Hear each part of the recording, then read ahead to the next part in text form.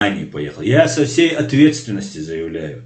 Агаев, никто либо на русской стороне нас не представляет. Я общался, продолжаю общаться и буду общаться с огромным количеством людей.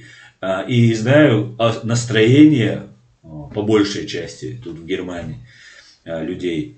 И никого Агаев не представляет, кроме самого себя или своей семьи. Ни от кого уполномочен он не был, ни он, ни кто-либо. Еще раз заявляю, что чеченцы, бежавшие от русской оккупации, от войны, от геноцида, от военных преступлений, которые находятся тут, имеют своего законного представителя в лице представителя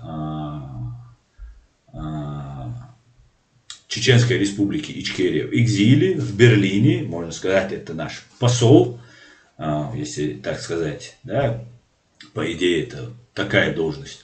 Его зовут Хизар Исмаилов, и вот этот человек